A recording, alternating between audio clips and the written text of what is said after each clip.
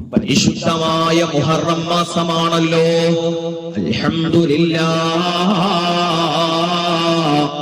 പടച്ചവൻ നമുക്ക് ധാരാളം ബറക്കത്ത് ചെയ്യട്ടെ. എന്റെ പ്രിയപ്പെട്ട സഹോദരങ്ങളെ, ഇതുപോലെ ദുആ ചെയ്യാൻ പറ്റുന്ന അനുകൂലമായൊരു സാഹചര്യം ഇനി ഉണ്ടാകാനില്ല. മുഹറം മാസത്തിലേക്ക് നമ്മൾ എത്തി എന്ന് പറയുന്നത് തന്നെ, ആയുസ് ലഭിച്ചു എന്ന് പറയുന്നത് തന്നെ മഹത്തായ ഭാഗ്യമാണ്. അൽഹംദുലില്ലാഹ്. ഉറക്കെ പറഞ്ഞോ അൽഹംദുലില്ലാഹ്. അല്ലാഹുവിനോട് ചേർത്ത് പറഞ്ഞൊരു പുണ്യമാക്കപ്പെട്ട മാസമാണ് മുഹറം. മുഹറം മാസത്തിന്റെ മഹത്വം വിശദീകരിച്ചപ്പോ ലോകത്തിന്റെ പ്രവാചകൻ അഷ്റഫുൽ ഖൽഖ് മുഹമ്മദ് മുസ്തഫ സ്വല്ലല്ലാഹു അലൈഹി വസല്ലമ തങ്ങൾ പരാമർശിച്ചത് അല്ലാഹുവിന്റെ മാസം മുഹറം എന്നാണ്. പടച്ചവനോട് ചേർത്ത് പറഞ്ഞ ഒന്നിനെയും നിസാരവൽക്കരിക്കരുതേ. എന്റെ പ്രിയപ്പെട്ട മുഅ്മിനെ, നിസാരവൽക്കരിക്കരുത്. അല്ലാഹുവിനോട് ചേർത്ത് വെച്ച ഒന്നിനോടും പുറംതിരിഞ്ഞു നിൽക്കരുത്. അത് വലിയ ആപത്താണ്. അതിനെ ബഹുമാനിക്കുന്നില്ല, അതിനെ ശ്രദ്ധിക്കുന്നില്ല എന്നത് തന്നെ നീ ചിന്തിച്ചാൽ മതി. നമ്മുടെ ജീവിതത്തിൽ ഉണ്ടാകാൻ പോകുന്ന ഒരു വലിയ അപകടമാണത്. ചിലർക്ക് അത് എത്ര പറഞ്ഞാലും തിരിയൂല. അല്ലാഹുവിനോട് ചേർത്ത് പറഞ്ഞിട്ടുള്ളത് റസൂലുള്ളാഹ്, അല്ലാഹുവിന്റെ റസൂൽ, ബൈത്തുല്ലാഹ്, അല്ലാഹുവിന്റെ ഭവനം, ഔലിയാഉല്ലാഹ്, അല്ലാഹുവിന്റെ ഔലിയാ, കഅബത്തുല്ലാഹ്, അല്ലാഹുവിന്റെ കഅബ, നാഖത്തുല്ലാഹ്, അല്ലാഹുവിന്റെ ഒട്ടകം, പടച്ച കിതാബുല്ലാഹ്, അല്ലാഹുവിന്റെ കിതാബ്. ഇതൊക്കെ എത്രമാത്രം ബഹുമാനമുള്ളതാണ്. പടച്ചവന്റെ നാമത്തോടല്ലേ അതൊക്കെ ചേർത്തത്. കണ്ടില്ലേ, മുഹറം മാസം അല്ലാഹുവിന്റെ മാസമാണത്രേ. ആര് പറഞ്ഞു? ലോകത്തിന്റെ ഗുരുവാണ് പറഞ്ഞത്, മുത്തു മുഹമ്മദ് മുസ്തഫ സ്വല്ലല്ലാഹു അലൈഹി വസല്ലം. ചില ദിവസങ്ങൾക്ക് ഭയങ്കര ഗുണമാണ്, ചില ദിവസങ്ങൾക്ക് ഭയങ്കര മഹത്വമാണ്. ആ സമയത്ത് നേരെ മറിഞ്ഞ് അതിന്റെ വാല്യൂ മനസ്സിലാക്കിയിട്ട് നമ്മൾ എന്ത് ചോദിച്ചാലും കിട്ടും. നമ്മുടെ പ്രശ്നം എന്താണെന്നറിയാമോ? നമുക്ക് വേദന വന്നാലേ നമ്മൾ കാര്യത്തിന് വേണ്ടി ഇറങ്ങുന്നതാണ്. നമുക്ക് ആപത്ത് വന്നിട്ടേ നമ്മൾ അതിന് പരിഹാരം തേടി പോകുള്ളൂ. അല്ലാതെ നമ്മൾ ആപത്ത് വരാതിരിക്കാനുള്ള മുൻകരുതൽ നമ്മൾ ചെയ്യാറില്ല എന്നത് വസ്തുതയാണ്. ശരിയല്ലേ? അതായത് എന്റെ പ്രിയപ്പെട്ടവരെ, നേരം നമ്മൾ അറിയണം. സമയവും സന്ദർഭവും നോക്കിയിട്ട് അല്ലാഹുവിനോട് കരങ്ങൾ ഉയർത്തിയാൽ പെട്ടെന്ന് നമുക്ക് ഉത്തരം കിട്ടും. അതിന് പറ്റിയൊരു സന്ദർഭമാണ് പുണ്യമാക്കപ്പെട്ട മുഹറം മാസം. കണ്ടില്ലേ, നബി സല്ലല്ലാഹു അലൈഹി വസല്ലമ തങ്ങൾ പറഞ്ഞല്ലോ, ആഴ്ചയിൽ ഒരു ദിവസമുണ്ട്, ആ ദിവസത്തിൽ യസ്അലുല്ലാഹ ശൈഅൻ ഇല്ലാ അഅതാഹു ഇയ്യാഹ്. ആഴ്ചയിൽ ഒരു വിലപ്പെട്ട ഒരു മുത്ത് രത്നം ഒരു ദിവസമുണ്ട്. ആ ദിവസം നിങ്ങൾ എന്തെങ്കിലും പടച്ചവനോട് ചോദിച്ചു പോയാൽ അല്ലാഹു അപ്പോൾ തന്നെ തരും എന്ന് പുണ്യ റസൂൽ. ഏത് ദിവസം? ജുമുഅ. ആഴ്ചയിൽ ഒരു നല്ല കാതലായൊരു സമയമുണ്ട്. വെള്ളിയാഴ്ച രാവ് അതിമഹത്താണ്. ജുമുഅ വളരെ പുണ്യപ്പെട്ട നേരമാണ്. പ്രഭാത നേരം വലിയ മഹത്വമുള്ളതാണ്. ഫർള് നമസ്കാരങ്ങൾക്ക് ശേഷം ദുആ ചെയ്യാൻ മടിക്കരുത്. പ്രത്യേകമായ രാവുകളും പ്രത്യേകമായ മാസങ്ങളും പോരിശ നിറഞ്ഞ ദിനരാത്രങ്ങളും ഒരിക്കലും മടി കാണിക്കരുതേ മുഅ്മിനേ.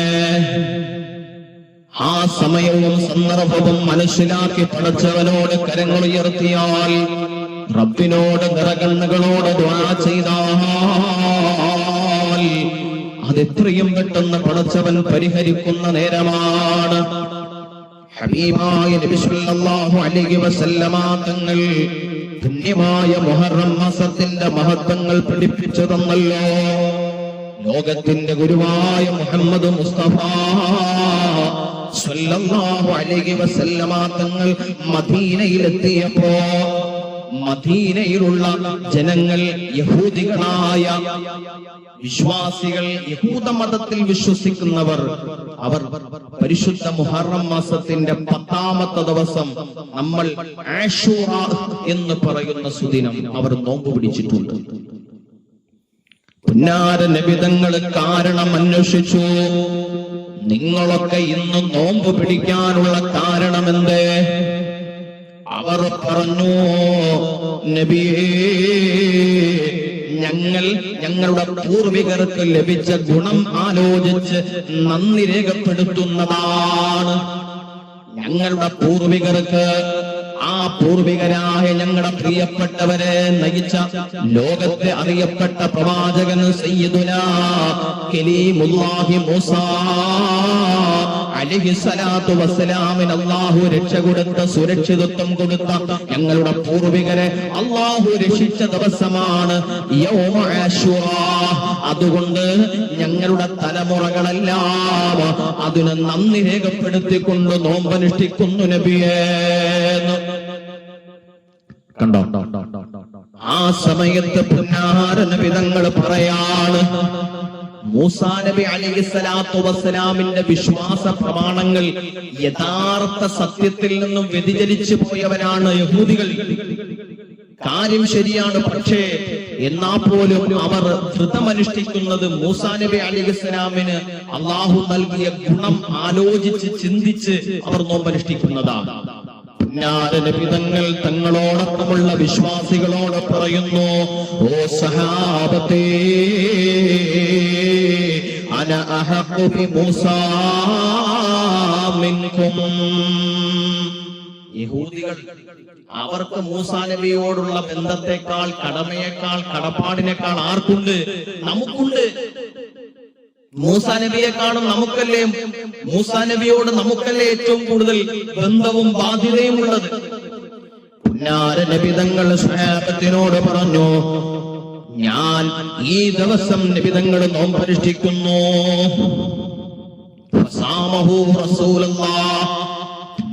നബിതങ്ങൾ ആ ദിവസം നോമ്പനുഷ്ഠിച്ചു പോരാ, ആശൂറാന്റെ ദിവസം നോമ്പനുഷ്ഠിക്കണമെന്ന് സ്വഹാബത്തിനോട്, ലോകത്തുള്ള മുഴുവൻ വിശ്വാസികളോട് പുന്നാര നബിതങ്ങൾ കൽപ്പിച്ചു അത്രേ. പ്രിയപ്പെട്ടവരെ, വെറുതെ ഒരു ചരിത്രത്തിന്റെ പിന്നിൽ നബിതങ്ങൾ അങ്ങനെ ഒരു കൽപ്പന കൊണ്ടുവരില്ല. മറിച്ച് ആ മുഹറം മാസത്തിന്റെ മഹത്വവും അതിന്റെ പവിത്രതയും ആ കൽപ്പനയിലുണ്ട്. ഒരാളുടെ മനമുരുകിയ പ്രാർത്ഥനയ്ക്ക് പോലും ആ മാസത്തിൽ വലിയ വിലയുണ്ട്. കാരണം എന്താ? കാരണം ഈ സംഭവം നടക്കുന്നതിന് മുമ്പുള്ള പല സംഭവങ്ങളും നമ്മൾ പരിശോധിച്ചാൽ മനസ്സിലാവും. നബി സല്ലല്ലാഹു അലൈഹി വസല്ലമ തങ്ങൾ മൂസാ നബി അലൈഹിസ്സലാത്തു വസ്സലാമിന് ലഭിച്ച ഒരു ഗുണത്തിന്റെയോ ഒരു നന്മയുടെയോ പേരിൽ മാത്രമല്ല, പിന്നെയോ പരിശോധിച്ചാൽ എണ്ണമറ്റ അത്ഭുതങ്ങൾ നടന്ന മാസമാണ് പുണ്യമായ മുഹറം. ഞാനൊരു 10 കാര്യങ്ങൾ മാത്രം എടുത്തു പറയാം. 100 കണക്കിന് കാര്യങ്ങളുണ്ട്, പക്ഷേ അതിപ്രധാനമായ ചില കാര്യങ്ങൾ മാത്രം എടുത്തുയർത്താം. മഹാനായ സയ്യിദുനാ ജിബ്രീൽ, അല്ലാഹുവിന്റെ കോടാനുകോടിക്കണക്കിന് മലക്കുകളുടെ നേതാവാണല്ലോ സയ്യിദുനാ ജിബ്രീൽ. അല്ലാഹു തആല ജിബ്രീൽ അലൈഹിസ്സലാത്തു വസ്സലാമിനെയും ഈ ലോകത്ത് മുഴുവനും പരന്ന് പരിലസിച്ച് കിടക്കുന്ന എല്ലാ വിഷയങ്ങളിലും അല്ലാഹു ഉൾക്കൊള്ളിച്ചിട്ടുള്ള മലക്കുകളുടെ സാന്നിധ്യത്തെക്കുറിച്ചും മലക്കുകളുടെ ആവശ്യകതയെക്കുറിച്ചും ഒക്കെ അല്ലാഹു പറഞ്ഞിട്ടുള്ള ആ കോടാനുകോടിക്കണക്കിന് വരുന്ന പടപ്പുകളുണ്ടല്ലോ, മലക്കുകൾ. ആ മലക്കുകളെ അല്ലാഹു സൃഷ്ടിച്ചത് ഈ പരിശുദ്ധമായ മുഹറം മാസത്തിന്റെ ആശൂറയിലാണ്. പോരാ, മഹാനായ ആദം നബി അലൈഹിസ്സലാമിനെ അല്ലാഹു സൃഷ്ടിക്കുന്നത് പുണ്യമായ സുദിനത്തിലാണ്. ആദം നബി അലൈഹിസ്സലാമിന് അല്ലാഹു സ്വർഗ്ഗത്തിലേക്ക് പ്രവേശനം നൽകുന്നതും ഈ പുണ്യമായ സുദിനത്തിലാണ്. മഹാനായ നൂഹ് നബി അലൈഹിസ്സലാമിനെ പ്രളയത്തിൽ നിന്ന് രക്ഷിച്ചത്, ഇബ്രാഹിം നബി അലൈഹിസ്സലാമിനെ നമ്രൂദിന്റെ തീയിൽ നിന്ന് അല്ലാഹു രക്ഷിച്ചതും, മഹാനായ അയ്യൂബ് നബി അലൈഹിസ്സലാമിന്റെ അതിഗുരുതരമായ രോഗത്തിൽ നിന്ന് അല്ലാഹു തആല രക്ഷപ്പെടുത്തിയത്, മഹാനായ യാക്കൂബ് നബി അലൈഹിസ്സലാമിന് അല്ലാഹു കാഴ്ച നൽകിയത്, മഹാനായ യൂസുഫ് നബി അലൈഹിസ്സലാത്തു വസ്സലാമിന് ജയിൽ മോചനം നൽകിയത്, മഹാനായ യൂനുസ് നബി അലൈഹിസ്സലാത്തു വസ്സലാമിനെ മത്സ്യത്തിന്റെ ഉള്ളിൽ നിന്നും അല്ലാഹു രക്ഷപ്പെടുത്തിയത്, മഹാനായ സുലൈമാൻ നബി അലൈഹിസ്സലാമിന് അല്ലാഹു അധികാരം നൽകിയത്, മഹാനായ മൂസാ അലൈഹിസ്സലാമിന് അല്ലാഹു തആല വിജയം നൽകിയത്. ഞാൻ 10 കാര്യങ്ങൾ പറഞ്ഞു. ആലോചിച്ചു നോക്കൂ, ഇനിയുമുണ്ട്. പക്ഷെ ഇതെല്ലാം അല്ലാഹു തആല നടത്താൻ തീരുമാനിച്ചത് ഈ മുഹറം മാസത്തിലാണ് എന്നാണ് ഞാൻ പറഞ്ഞു വന്നത്. വെറുതെയാണോ? ഈ ലോകത്തെ മുഴുവനും പൊതിഞ്ഞു നിൽക്കുന്ന ആകാശമുണ്ടല്ലോ, ആകാശത്തിന്റെ ഉള്ളറകളിൽ നിന്ന് ഭൂമിയിലേക്ക് അല്ലാഹുവിന്റെ റഹ്മത്ത് ചൊരിഞ്ഞത് ആദ്യമായി മുഹറം മാസത്തിന്റെ ആശൂറയിലാണ്. എത്ര വേണം? ചുരുക്കി പറഞ്ഞാൽ മുഅ്മിനെ, അല്ലാഹു തആല ഒരുപാട് വിഷമങ്ങൾ മാറ്റിക്കൊടുത്തത്, പ്രാർത്ഥനകൾ അല്ലാഹു സ്വീകരിച്ചത്, പ്രതിസന്ധികൾ അല്ലാഹു ഒഴിവാക്കി കൊടുത്തത്, അല്ലാഹു തിരഞ്ഞെടുത്തത് പരിശുദ്ധ മുഹറം മാസത്തിന്റെ ആശൂറയുടെ സുദിനമാണ്. അതുകൊണ്ട് ആ ദിവസങ്ങൾക്ക് പ്രത്യേകതയുണ്ട്, അതിന് മഹത്വമുണ്ട്. അന്നത്തെ ദിവസം നീ എന്തെങ്കിലും ആ ദിവസത്തെ ഓർത്തുകൊണ്ട് നന്ദി ചെയ്തുകൊണ്ട് എന്തെങ്കിലും ഒരു നന്മ ചെയ്താൽ ഒരിക്കലും നീ പാഴായി പോവില്ല. ആശൂറയുടെ നോമ്പ് ഒഴിവാക്കല്ലേ മുസ്ലിമേ. സ്നേഹത്തോടെ പറയാണ്, അല്ലാഹു ഒരല്പമെങ്കിലും നിനക്ക് ആരോഗ്യം തന്നിട്ടുണ്ടെങ്കിലോ, നിനക്ക് അവസരം നൽകിയിട്ടുണ്ടെങ്കിലോ, അല്ലാഹുവേ നിനക്ക് ആശൂറയുടെ നോമ്പ് പാഴായി പോകരുത്, എനിക്ക് പിടിക്കാൻ പറ്റിയില്ല എന്ന് പറയരുത്. എങ്ങാനും ആർക്കെങ്കിലും ശ്രദ്ധിക്കണേ, ഇനി എങ്ങാനും ആർക്കെങ്കിലും ആശൂറയുടെ നോമ്പ് പിടിക്കാൻ പറ്റാത്തവണ്ണം ശരീരസുഖമില്ലായ്മയോ അല്ലെങ്കിൽ രോഗമോ എന്തെങ്കിലും കാര്യകാരണങ്ങളോട് കൂടിയാണ് നഷ്ടപ്പെട്ടു പോകുന്നതെങ്കിൽ ആശൂറയുടെ നോമ്പനുഷ്ഠിച്ച ഏതെങ്കിലും മനുഷ്യന് ആ ദിവസം വിഭവസമൃദ്ധമായ നോമ്പ് തുറ കൊടുക്കാൻ നിയ്യത്ത് വെച്ചോ, അല്ലാഹു തൗഫീഖ് നൽകട്ടെ. നോമ്പുകാരന്റെ കൂലിയും നിനക്ക് അല്ലാഹു തരും. അതൊരു വലിയ അവസരമാണ്. ചിലപ്പോ നമുക്ക് ആ സമയമാകുമ്പോ ശാരീരികമായി ബുദ്ധിമുട്ട് വരും, രോഗം വരും, അസുഖം വരും, പ്രതിസന്ധിയിലായിപ്പോയി. കഴിവുള്ളവനാണെങ്കിൽ വിഭവസമൃദ്ധമായ ഭക്ഷണം കൊടുത്ത് നോമ്പ് തുറ നടത്തിക്കോ. ഇനി കഴിവില്ല, അതിനുള്ള സാമ്പത്തികമായ ശേഷിയില്ലെങ്കിൽ നിന്നെ കൊണ്ട് എങ്ങനെ പറ്റുമോ ഒരു കാരയ്ക്ക കൊണ്ടെങ്കിലും ആ നോമ്പുകാരന് നോമ്പ് തുറക്കാനുള്ള വക കൊടുത്താൽ അതേ കൂലി നിനക്ക് കിട്ടും. അല്ലാഹു തൗഫീഖ് നൽകട്ടെ. ആശൂറയുടെ പകലുകൾ, രാവുകൾ പാഴാക്കരുത്. അവസരോചിതമായി ഞാൻ ഓർമ്മപ്പെടുത്തുകയാണ്, സൂറത്തുൽ ഇഖ്ലാസ് പരിശുദ്ധമായ ഖുർആനിൽ വളരെ മഹത്വമുള്ളൊരു സൂറത്താണ് സൂറത്തുൽ ഇഖ്ലാസ്. അതൊരു 100 തവണ ആശൂറയുടെ സുദിനത്തിൽ നിന്റെ നാവുകൾ കൊണ്ട് നോമ്പുകാരനായ രൂപത്തിൽ ചൊല്ലാൻ കഴിഞ്ഞാൽ നീ രക്ഷപ്പെട്ടു. അലി റളിയല്ലാഹു അൻഹു പറയാണ്, ആ സുദിനത്തിൽ സൂറത്തുൽ ഇഖ്ലാസ് പാരായണം ചെയ്തവരെ അല്ലാഹു റഹ്മത്തിന്റെ നോട്ടം നോക്കുമെന്ന് സയ്യിദുനാ അലി റളിയല്ലാഹു അൻഹു. റഹ്മത്തിന്റെ നോട്ടം ഒരാളിലേക്ക് എത്തിയാൽ പിന്നെ അവൻ മരിക്കുവോളം പരാജയപ്പെടില്ല. അതാണ് അവസരം നോക്കി, സന്ദർഭം നോക്കി നമ്മൾ പ്രവർത്തിച്ചാൽ നമ്മുടെ ആയുസ് രക്ഷപ്പെടും. അൽഹംദുലില്ലാഹ്, പടച്ചവൻ തൗഫീഖ് നൽകട്ടെ.